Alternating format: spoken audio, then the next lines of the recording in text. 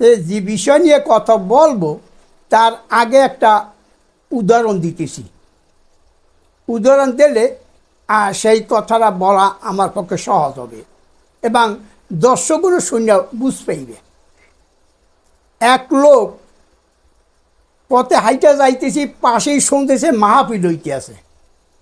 তা মাহফিলে শুনছে যে খালেসা হারাম। এখন উনি বাদ বাকি বিষয়টা বোঝে নাই, কী কইছে না কইছে তা কিন্তু টের পায় নাই, বুঝতেও পারে নাই। খালেসা হারাম মানে একেবারে নিষিদ্ধ।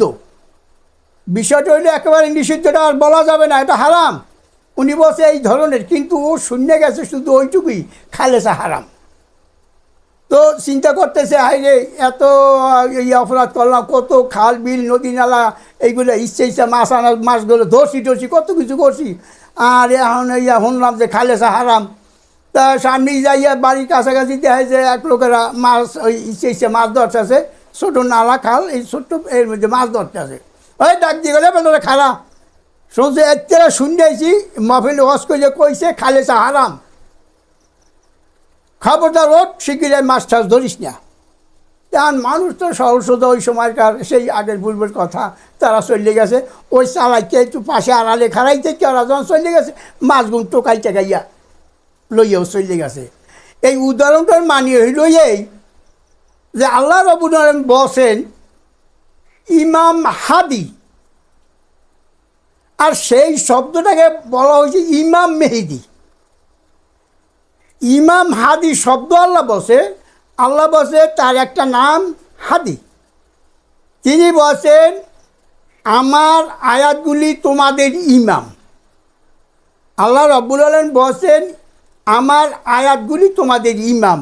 এখন ওই যে ইমাম মেহেদি বানাই হেলাইছে, ওই কইছে একটা আর হুন্যা হেলাইছে আর একটা। এই যে নিয়ে গবেষণা চিন্তা, আজকের 60 বছর আগে আমার শ্বশুর জীবিত অবস্থায়, উনি একটু মারিফতের তত্ত্বমত্ত্ব ভালো জানে, উনি কইলে যে বাবা ইমাম মেহেদি এখন যুবক, সে সৈনিক, যুদ্ধ এখন যুদ্ধ করতেছে।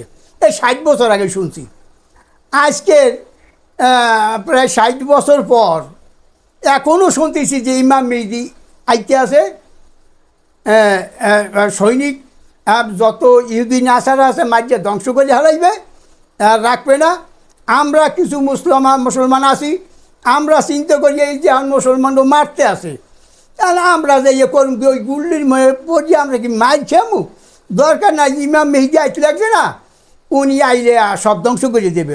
ওদের তো এই মুসলমান যদুরা মাইজাকার ভাষা সাফা করিয়া লাইতেছে। আসলে কি ইমাম মেহেদি বলতে কোনো কিছুই নাই। আল্লাহ বলেন আখিরি নবী হযরত মুহাম্মদ রাসূলুল্লাহ সাল্লাল্লাহু আলাইহি ওয়াসাল্লাম ব্যতীত আর কোনো নবী আসবে না, রাসূল আসবে না, ইমাম আসবে না, আর কেউ আসবে না। এ কোরআনে কোথাও ধরনের কথা নাই।